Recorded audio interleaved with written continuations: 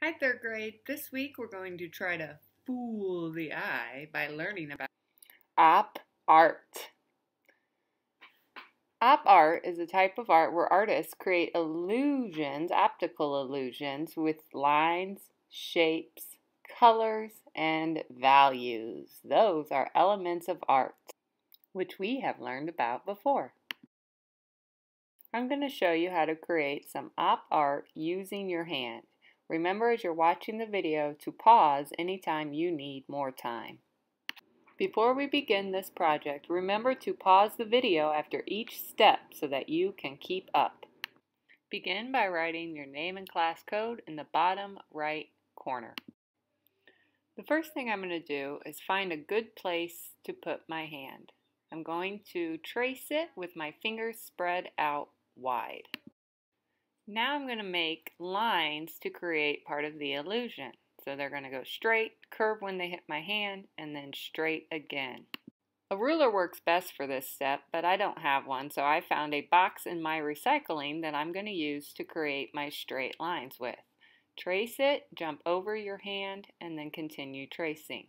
I'm going to move it up a little, jump over my hand, and continue tracing on the other side. Trace, jump, trace. You'll have a lot more jumps once you get up to the fingers.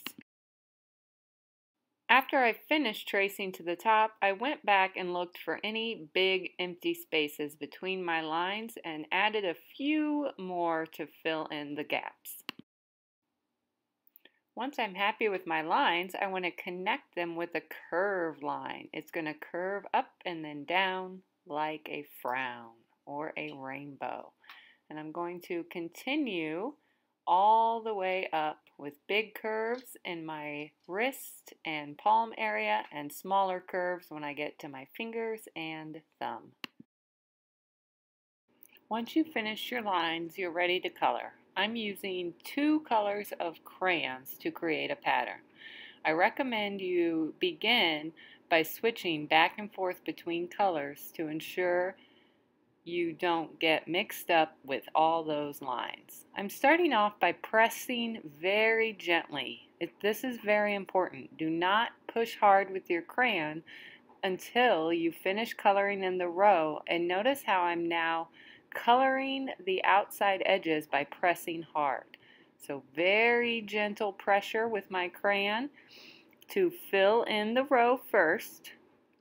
And then I'm going to go back to my hand, my arm, and press down really hard to create a dark value on the sides. This will help create a better optical illusion.